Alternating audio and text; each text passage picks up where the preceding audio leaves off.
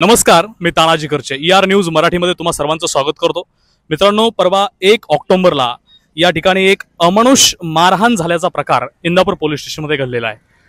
त्याचं कारण काय होतं ते पाहणं आपल्याला महत्त्वाचं वाटतं। म्हणजे मित्रांनो, तुम्हाला एक गोष्ट सांगतो की हा जो मुलगा आहे ज्याला मारहाण झाली तो देवकर नावाचा एक मुलगा आहे। तो काटी या गावात राहणारा मुलगा आहे। त्याची पार्श्वभूमी नक्की काय आहे? त्याचं असं पोलिसांचं म्हणणं आहे की त्या मुलानं छेडछाड केलेली आहे त्या एका मुलाला। तर त्याचं पार्श्वभूमी काय आहे त्या मुलाची?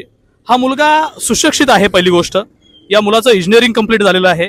हा मुलगा इंजिनियर होता असं त्याच्या गावातील लोकांनी मला येऊन सांगितलं, परंतु काही कारणास्तव एक ऍक्सिडेंट झाला आणि याच्यामध्ये या मुलाला दुखापत झाली असं त्याच्या गावातील लोकांनी सांगितलं। या दुखापतीमध्ये त्याला स्मृतिभ्रंश होत असल्याचं देखील त्याच्या गावातील लोकांनी सांगितलं। म्हणजे त्याला एखादी गोष्ट आता बोलला असेल तर त्याला थोड्या वेळापूर्वी काहीच आठवत नाही अशी परिस्थिती असते। हा मुलगा इंदापूरमध्ये अत्यंत गरीब असल्याकारण त्याच्या आई वडिलांनी असं सांगितलं जातं की लाखो रुपये त्याच्या हॉस्पिटलसाठी किंवा दवाखान्यासाठी खर्च केले आहेत असं देखील त्याची पार्श्वभूमी सांगितली जाते, परंतु त्यामध्ये त्याच्या आई वडिलांना यश आलं नाही। हा सुशिक्षित मुलगा असून आता सध्या बेरोजगार आहे। इंदापूरमध्ये तो फिरत असतो इतरत्र, थोडासा वेडसर असल्यामुळं एखाद्या कार्यालयाच्या समोर जाऊन तिथला कचरा उचलून त्याच्याकडून 50-60 रुपये, म्हणजे काल आम्ही ज्यावेळेस महारुद्र पाटील तुतारीचे जे इथलं शरद पवार गटाचे अध्यक्ष कार्याध्यक्ष आहेत त्यांच्यासोबत बोलत असताना त्यांनी आम्हाला सांगितलं की हा मुलगा आमच्या ऑफिसमध्ये येतो, ऑफिसमध्ये आल्यानंतर तो सांगतो की दादा तुमच्यातला कचरा वगैरे उचलतो आम्ही, मला 50-60 रुपये दिले तरी चालतील।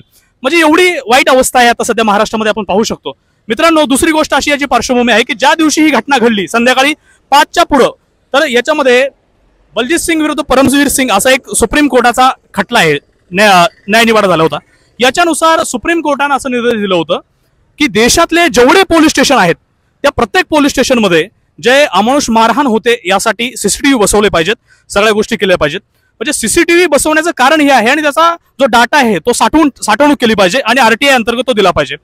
माझी पुण्याच्या एसपींना हीच विनंती आहे की आपण हा जो डाटा आहे तो डाटा एकदा आपण बघावा, चेक करावा। त्या दिवशीचा 1 ऑक्टोबरचा डाटा संध्याकाळचा चेक करावा।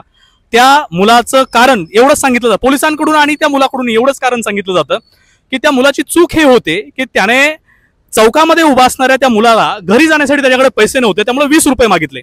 आता छेडछाड केली की नाही हा तपासाचा भाग आहे। मग त्याच दिवशी त्या संध्याकाळी ज्याच्यासोबत छेडछाड झालेली आहे असं पोलिसांचं म्हणणं आहे त्यांनी फिर्याद का दिली नाही, त्याच्यावरती गुन्हा दाखल का झाला नाही, महत्वाचा भाग आहे, म्हणजे विचार करण्यासारखा भाग आहे। आता तुम्ही म्हणाल की पोलीस असं सांगतायत कालपासून की त्याच दिवशी आम्ही गुन्हा दाखल केलाय, परंतु त्या दिवशी 9 वाजता आम्हाला गरड नावाचे PSI भेटले होते आणि त्यांनी स्वतः आम्हाला सांगितलं होतं की या मुलावरती गुन्हा न दाखल करता आम्ही सोडून दिलेलं आहे। का सोडून दिलं? तो जर गुन्हेगार होता तर त्याला का सोडलं तुम्ही? म्हणजे याचा अर्थ असा आहे की पोलिसांकडून सांगितलं जातंय की प्रत्येकाला 20-20 रुपये असे मागतो। 20 रुपये घरी जाण्यासाठी पैसे नव्हते म्हणून त्याला मागितले म्हणून तुम्ही त्याच्या तोंडावरती लाता मारणार का?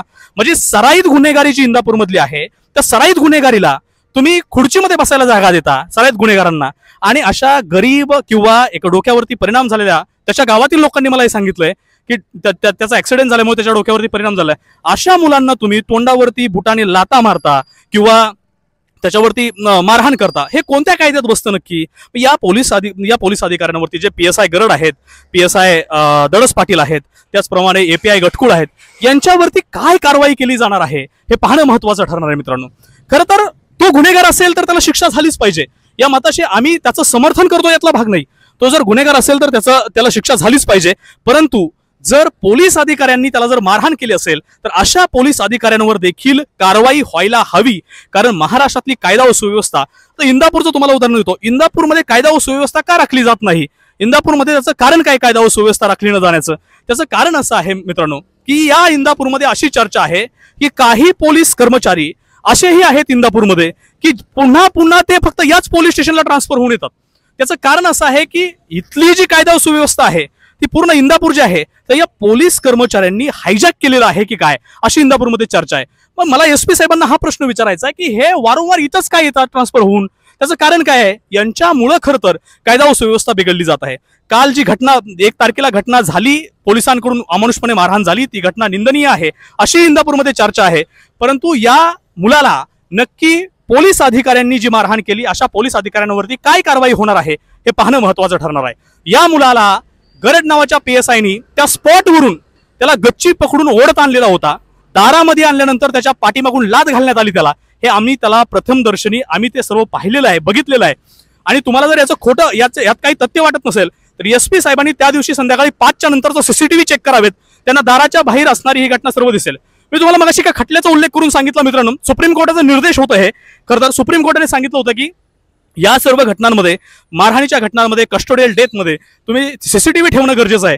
इंदापूर पोलीस स्टेशनची अवस्था अशी आहे, पीआयची रूम आणि पीआयच्या आसपासचे 1-2 रूम सोडल्या तर इंदापूर पोलीस स्टेशनच्या इतर रूम किंवा इतर ऑफिसेसमध्ये सीसीटीव्ही नसल्याचं निदर्शनास येत आहे। त्याचं कारण असं आहे, या ज्या ठिकाणी सीसीटीव्ही नाहीत अशाच ठिकाणी लोकांना आणलं जातं, मारहाण केली जाते, असं इंदापूरमध्ये चर्चा आहे। मग या सर्व गोष्टींकडे सीसीटीव्ही का नाहीत, सुप्रीम कोर्टाचा निर्देश असून देखील या इंदापूर पोलीस स्टेशनमध्ये सर्वत्र सीसीटीव्ही का नाहीत, हे देखील पाहणं तेवढंच गरजेचं आहे मित्रांनो। का लोकांना इथल्या म्हणजे गुन्हेगारांना, मी मगाशी सांगितल्याप्रमाणे खुर्ची सराईत हा मुलगा सराईत गुन्हेगार आहे का? पहिली गोष्ट, हा मुलगा जर सराईत गुन्हेगार असता तर याची कोणीही बातमी केली नसती इंदापूरमध्ये। परंतु अशा प्रकारची अमानुषपणे वागणूक देणे एखाद्या माणसाला किंवा एखाद्या माणसाच्या ह्युमन राईट्सचं उल्लंघन करणे, मानवी अधिकाराचं उल्लंघन करणं हे कितपत योग्य आहे असं तुम्हाला वाटतं? यावरती काय आता काल ॲडिशनल एसपी यांना मी ज्यावेळेस फोन केला आणि विचारलं याच्यावरती काय चौकशी बसवले, त्यांनी मला सांगितलं की डीवायएसपीच्या अंतर्गत ही चौकशी नेमण्यात आलेली आहे। डीवायएसपी याच्यावरती चौकशी अधिकारी बसवलेत, परंतु त्यांच्याकडून अधिकृतपणे कोणतंही पत्र आम्हाला आतापर्यंत देण्यात आले व याच्यावरती एन्क्वायरी बसवली आहे, त्याकडून आम्हाला कोणत्याही प्रकारचं पत्र आतापर्यंत एन्क्वायरीचं दिलं गेलेलं नाही। त्यामुळं मित्रांनो हे पाहणं गरजेचं आहे, इंदापूरमध्ये खुलेआम अवैध धंदे चालतात, सर्व गोष्टी चालतात, तरी देखील याच्यावरती या प्रशासनाला बघण्यासाठी वेळ नाही। परंतु एखाद्या मुलाला, तो जर गुन्हेगार असेल तर त्याला शिक्षा 100% मिळाली पाहिजे, पण अमानुषपणे मारहाण करणं, तो सराईत गुन्हेगार आहे का हे देखील त्याची पार्श्वभूमी तपासली पाहिजे, या सगळ्या गोष्टी तपासल्या पाहिजेत। मारहाण करणं कितपत योग्य आहे असं तुम्हाला वाटतं, आणि याच्यावरती महाराष्ट्राचा गृह विभाग नक्की काय कारवाई करणार आहे हे पाहणं महत्त्वाचं आहे। कॅमेरामॅन कुमार शिंदेसह मी तानाजी करचे, ER न्यूज मराठी।